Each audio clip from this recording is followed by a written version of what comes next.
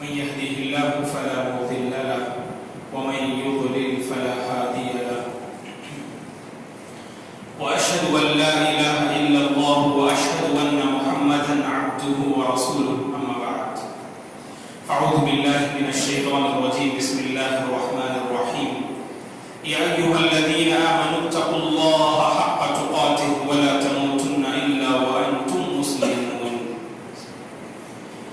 يا أيها الناس اتقوا ربكم الذي خلقكم من نفس واحدة وخلق منها زوجها وبث منهما رجالا كثيرا ونساء واتقوا الله الذي تساءلون به والأرحام إن الله كان عليكم رقيبا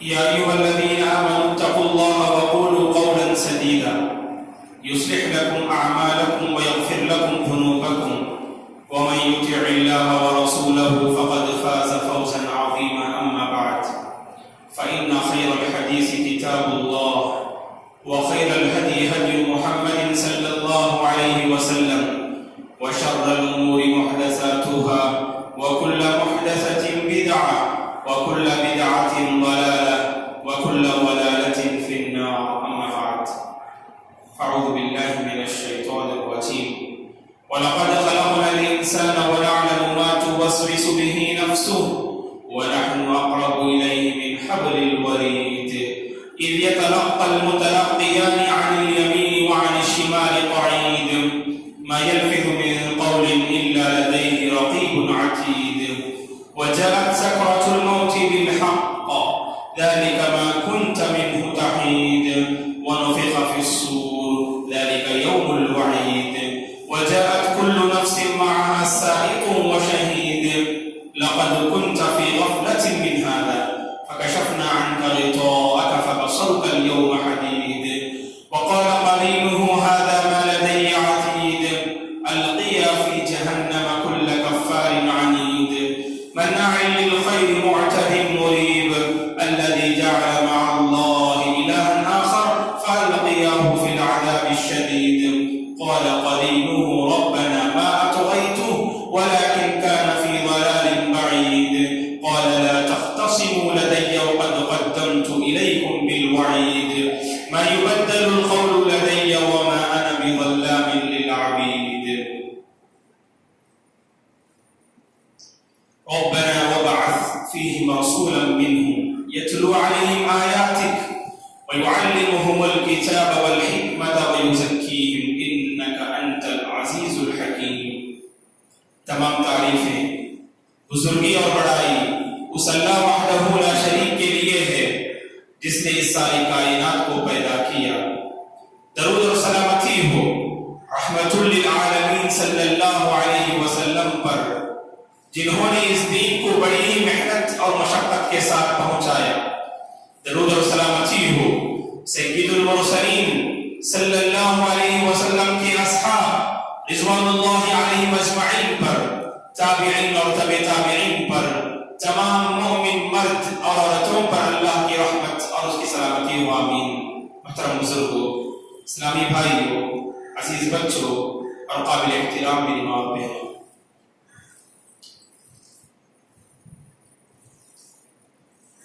مذہب اسلام اپنے ماننے والوں سے مطالبہ کرتا ہے کہ رب کی مرضی کے مطابق زندگی بسر کریں. ایک مسلمان کی زندگی رب کی خوشنودی، اللہ تبارک و تعالیٰ کی مرضی، تعلیمات شریعت کی روشنی میں ہونی چاہیے.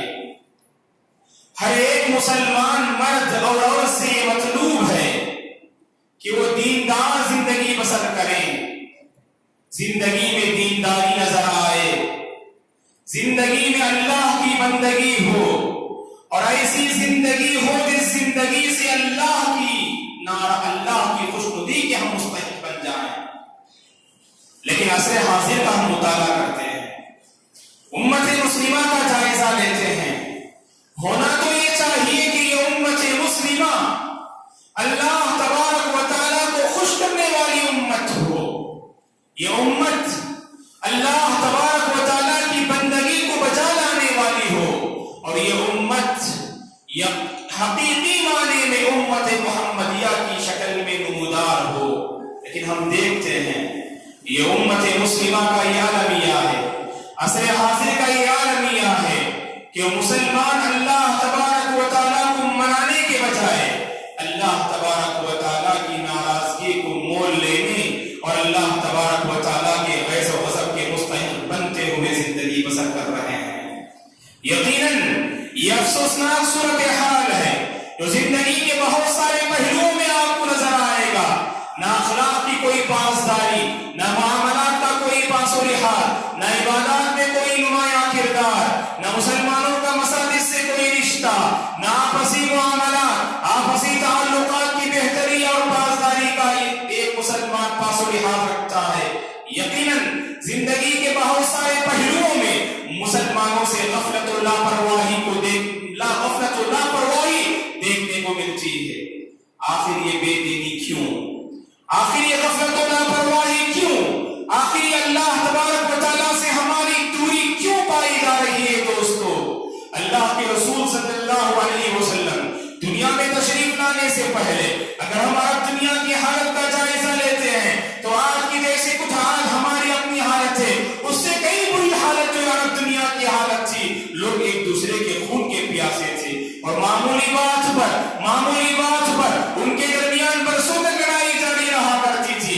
اخلاقی گراوٹیں ان کے اندر موجود تھی اور بد اخلاقی اور بد کردار ان کے اندر نمایاں طور پر نظر آیا کرتا تھا. اور اسی طرح سے زناکاری اور اسی طرح سے حرام کام میں مبتلا اور اس طرح کی جو دیگر برائیاں پائی جاتی تھی وہ سب عرب دنیا میں پائی جا رہی تھی. لیکن اللہ تبارک و تعالیٰ نے جب رسول اللہ صلی اللہ علیہ وسلم کو اس دنیا میں رسول بنا کر، رحمت للعالمین بنا کر، خاتم النبیین بنا کر جب مبعوث کیا تو رسول اللہ صلی اللہ علیہ وسلم نے دنیا انسانیت کے سامنے جو پیغام پیش کیا، آپ کا کردار، آپ کا اخلاق اور آپ کی تعلیمات ایسی تھی کہ رسول اللہ صلی اللہ علیہ وسلم نے عرب ماحول کو بدل کے آپ نے رکھ دیا. عرب معاشرے کو آپ نے بدل کے رکھ دیا.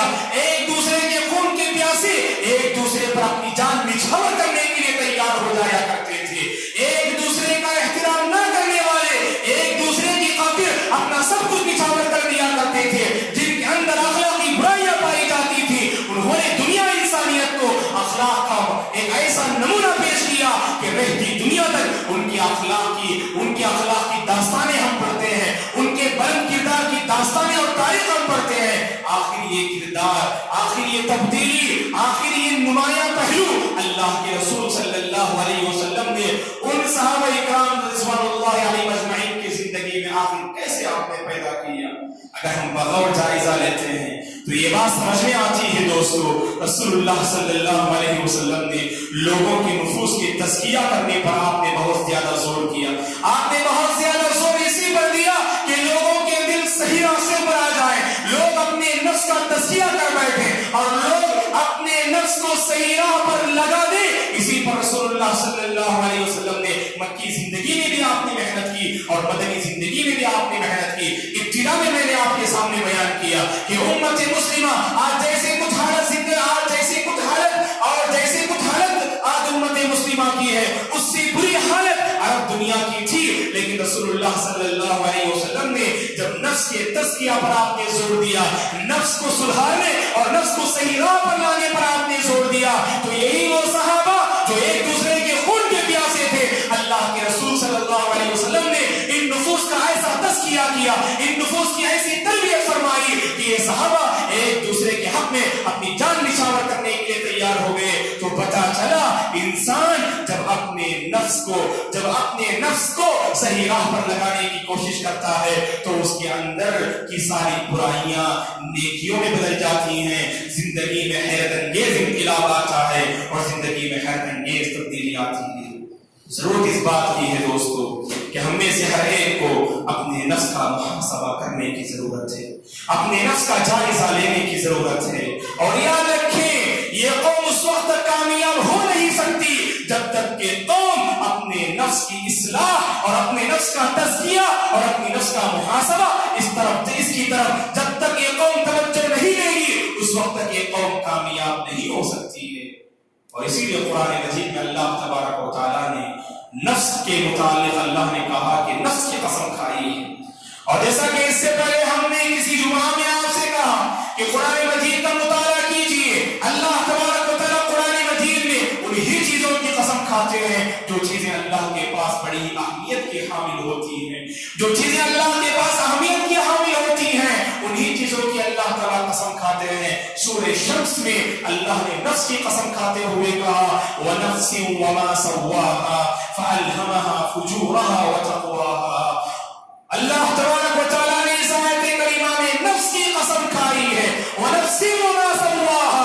اور اللہ تبارک و تعالیٰ نے اس نفس کو درست کیا. اور جانتے ہیں آپ ہمارے اندر جو نفس پایا جاتا ہے اس کے اندر دونوں پہلو پائے جاتے ہیں, خیر کا پہلو اور شر کا پہلو, اچھائی کا پہلو اور برائی کا پہلو. اس نفس کے اندر دونوں پہلو پائے جاتے ہیں. اور اسی کے متعلق اللہ نے اشارہ کرتے ہوئے کہا فَأَلْهَمَهَا فُجُورَهَا وَتَقْوَاهَا. فَأَلْهَمَهَا فُجُورَهَا وَتَقْوَاهَا. نفس میں فسق و فجور بھی پائے جاتے ہیں, گناہ کے کام کرنے کے جذبات بھی پائے جاتے ہیں, وہیں پر نفس میں پرہیزگاری بھی پائی جاتی ہے, اللہ کا خوف بھی پایا جاتا ہے, خشیت الہی بھی پائی جاتی ہے, اللہ کا حقیقی ڈر بھی اسی نفس میں پایا جاتا ہے, بلند اخلاق کے جذبات بھی اسی کے اندر ہوتے ہیں, نیکی کرنے کا حوصلہ بھی اسی کے اندر ہوتا ہے, برائی کرنے کی طرف جو انسان کے اندر خیالات پیدا ہوتے ہیں وہ بھی اسی نفس کے اندر ہوتے ہیں. تو پتا چلا کہ نفس کے اندر دونوں پہلو موجود ہیں, خیر کا پہلو اور شر کا پہلو, اچھائی کا پہلو اور برائی کا پہلو, یہ دونوں پہلو پائے جاتے ہیں. اور اللہ کے رسول صلی اللہ علیہ وسلم کو رب العالمین نے اس دنیا میں بھیجنے کے جو بہت سارے مقاصد ہیں ان میں سے ایک اہم مقصد یہ ہے کہ لوگوں کے نفوس کا تزکیہ کر سکیں, لوگوں کے دلوں کو پاک کر سکیں. اسی لیے اللہ تبارک و تعالیٰ نے رسول اللہ صلی اللہ علیہ وسلم کو اس دنیا میں نبی بنا کر بھیجا. کہا اللہ نے قرآن مجید میں سورۃ الجمعہ میں هو الذی بعث فی الأمیین رسولا منهم یتلو علیہم آیاتہ ویزکیہم ویعلمہم الکتاب والحکمہ. وہی پروردگار ہے جس نے نہ خاندان لوگوں میں نہ پڑھنے والے لوگوں میں ایک ایسے رسول کو مبعوث کیا جو ان کے درمیان قرآن مجید کی آیتیں پڑھ پڑھ کر سناتا ہے. یہ رسول لوگوں کے درمیان قرآن مجید کی آیتیں پڑھ پڑھ کر سناتے ہیں اور لوگوں کو کتاب و حکمت کی تعلیم دیتے ہیں اور لوگوں کے دل میں پائی جانے والی برائیوں کو دور کرتے ہیں, لوگوں کے دل میں پائے جانے والی غلاظتوں کو, گندگیوں کو, برائیوں کو یہ رسول اور نبی پاک کرتے ہیں اور انہیں دور کرتے ہیں اور ان کا تزکیہ کرتے ہیں. نبی کو بھیجے جانے کے مقاصد میں ایک اہم مقصد لوگوں کے نفوس کا تزکیہ ہے دوستو, اور یہ ہمارے نبی ابراہیم علیہ السلام کی دعا کا نتیجہ ہے. ابراہیم علیہ السلام نے اللہ سے کیا دعا مانگی؟ خطبہ مسنونہ کے بعد ایک دعا آپ کے سامنے ذکر کی گئی جس دعا میں اللہ تبارک و تعالیٰ یہی فرماتے ہیں ربنا وابعث فیہم رسولا منہم یتلو علیہم آیاتک ویعلمہم الکتاب والحکمہ. یہ نبی ابراہیم کی دعا تھی. انہوں نے اللہ تبارک و تعالیٰ سے یہ کی اے پروردگار تو لوگوں میں ایک ایسا رسول بھیج جو رسول کے ان کے درمیان تیری کتاب کی آیتیں پڑھ پڑھ کر سنا سکے اور اسی طرح سے ان کا تزکیہ کر سکے, ان کے دلوں میں پائی جانے والی برائیوں کو دور کر سکے. ایسا رسول اے پروردگار تو لوگوں میں مبعوث فرما. اسی لیے اللہ کے رسول صلی اللہ علیہ وسلم نے ترمذی کی حدیث ہے آپ صلی اللہ علیہ وسلم نے فرمایا کہ میں تمہارے باپ ابراہیم علیہ السلام کی دعا کا نتیجہ ہوں اور نبی عیسیٰ کی خوشخبری کا مصداق ہوں. نبی ابراہیم نے دعا کی, میں اس دعا کا نتیجہ ہوں, اور نبی عیسیٰ نے بشارت دی, خوشخبری سنائی اپنی قوم والوں کے سامنے, ایک آخری نبی آنے والے ہیں, اس خوشخبری کا میں مصداق ہوں. یہ اللہ کے رسول صلی اللہ علیہ وسلم نے فرمایا.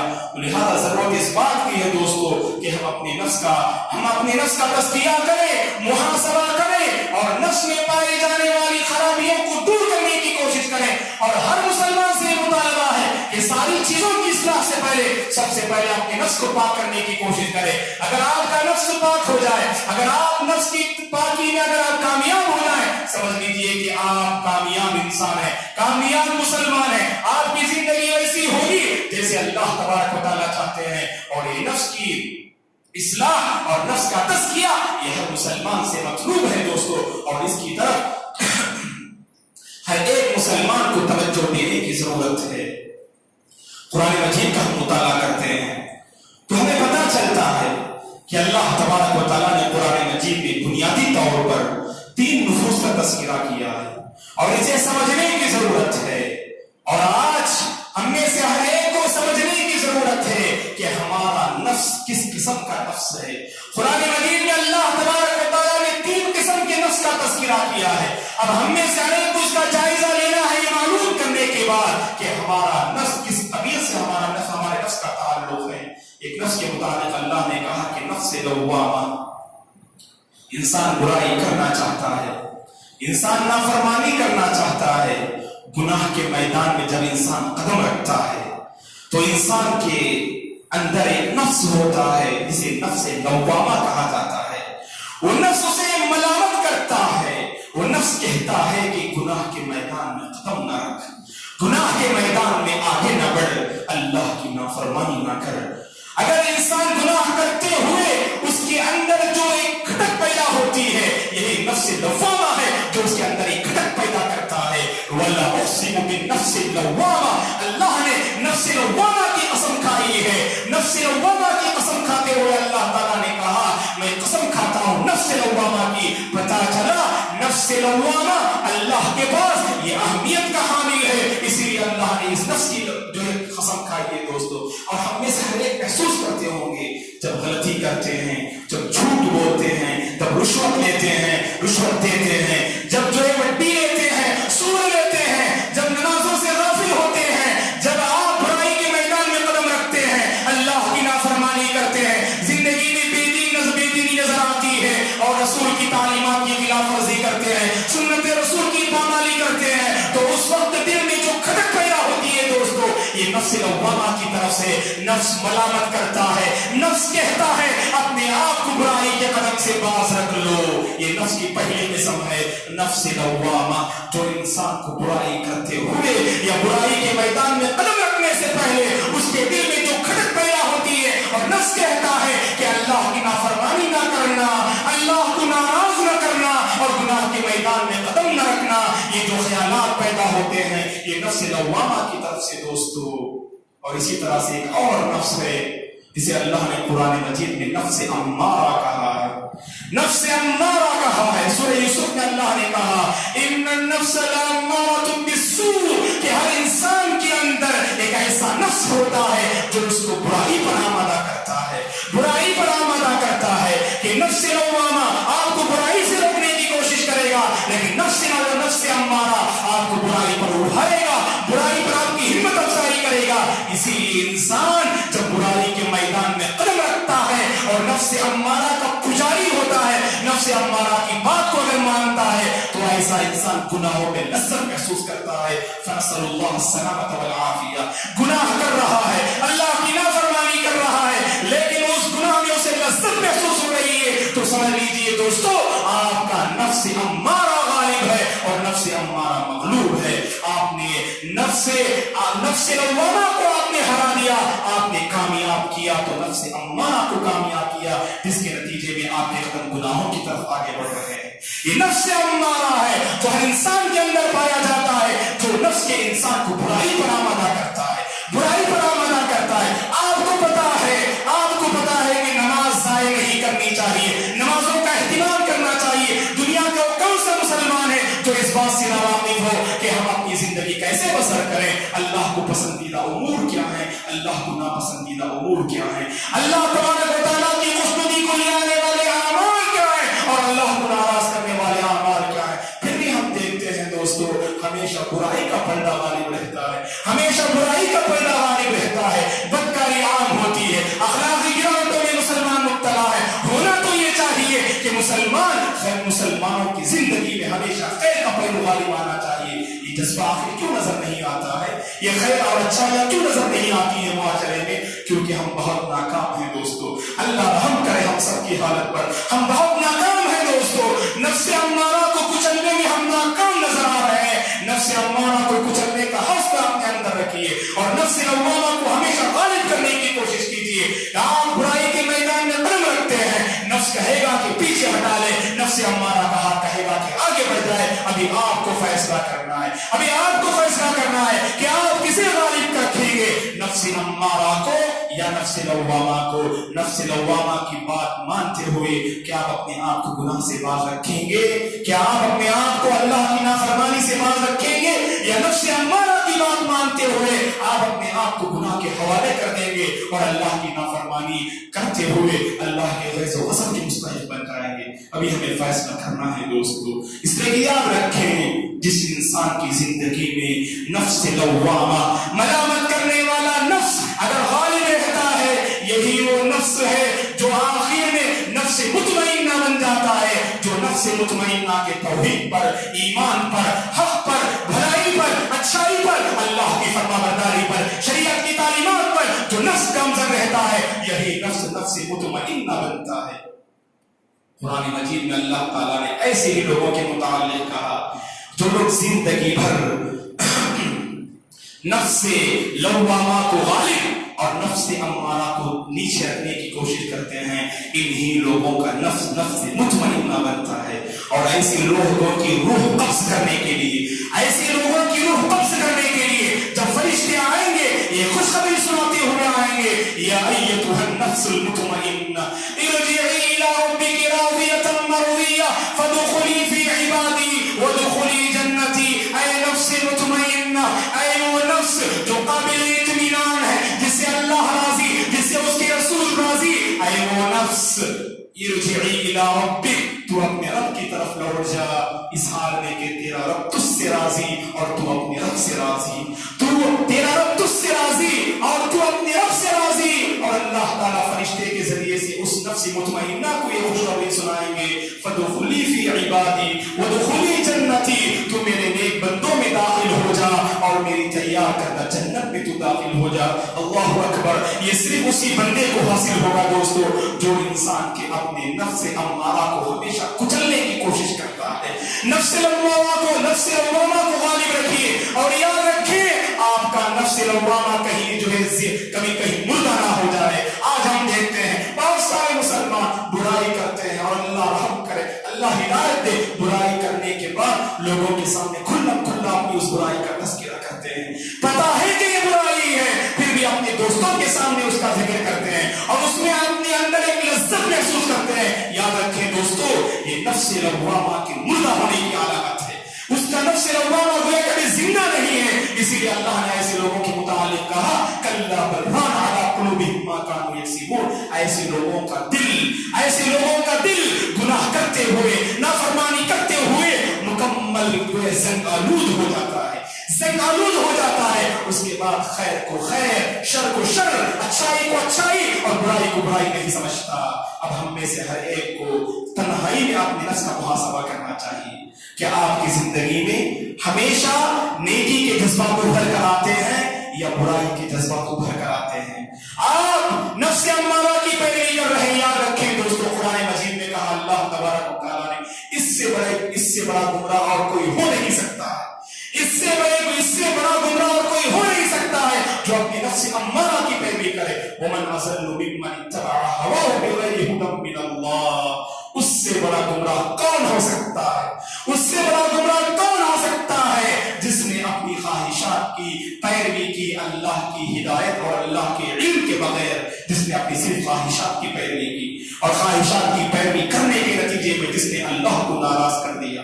تو اسی لیے دوستو یاد رکھیں اس سے بڑا گمراہ کوئی ہو نہیں سکتا ہے جو ہمیشہ اپنی نفس امارہ کی بات سنتا ہے. اور اسی طرح سے قرآن مجید میں اللہ تعالیٰ نے کہا جو لوگ اپنے نفس کی بات مانتے ہیں، نفس امارہ کی بات مانتے ہیں، یہ دراصل وہ لوگ ہیں جو اپنے نفس کو خدا بنا لیے ہیں، جو اپنے نفس کو خدا بنا چکے ہیں. أَرَأَيْتَ مَنِ اتَّخَذَ إِلَٰهَهُ هَوَاهُ.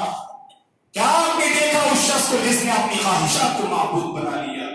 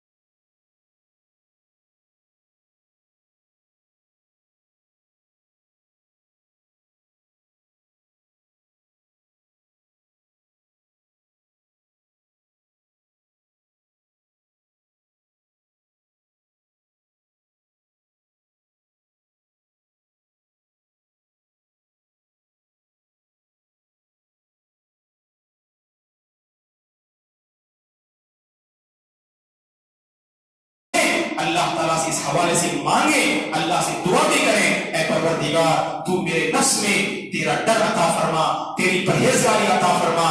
اور اللہ کے رسول صلی اللہ علیہ وسلم یہ دعا کیا کرتے تھے، اللہم آتی نفسی تقواها وزکیہا انت خیر من زکاہا انت ولیہا ومولاہا۔ اے پروردگار تو میرے نفس کو اس کا تقوی، اس کی پرہیزگاری عطا فرما، اور اے پروردگار تو نفس کو پاک کر، اس لیے کہ تو ہی سب سے بہترین پاک کرنے والا ہے۔ یہ دعا اللہ تعالیٰ سے کرنی چاہیے۔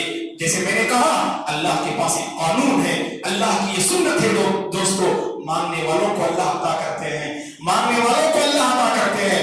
آپ لاپرواہ ہیں، آپ غفلت میں ہیں، اللہ تبارک و تعالیٰ ایسی قوم کی لاج نہیں رکھتے ہیں، اس قوم کی اللہ لاج رکھتے ہیں جس قوم کے اندر کچھ کرنے کا حوصلہ ہو، کچھ کرنے کی طرف ہو، اپنے اندر کچھ انقلاب لانے کی طرف ہو۔ دعا ہے کہ اللہ تبارک و تعالیٰ ہم میں سے ہر ایک کو اپنے نفوس کا تزکیہ کرنے اور اپنے نفوس کا محاسبہ کرنے اور اپنے دلوں کا جائزہ لینے کی رب العالمین ہم میں سے ہر ایک کو توفیق عطا فرمائے۔ زندگی کے ہر معاملے میں نفس لوامہ، ملامت کرنے والے نفس کو غالب رکھنے، اور نفس امارہ، برائی پر ابھارنے والے نفس کو مغلوب کرنے کی، کچلنے کی پروردگار توفیق عطا فرمائے۔ آمین۔ اقول قولی ھذا واستغفر اللہ لی ولکم ولسائر المسلمین من کل ذنب فاستغفروہ انہ هو الغفور الرحیم۔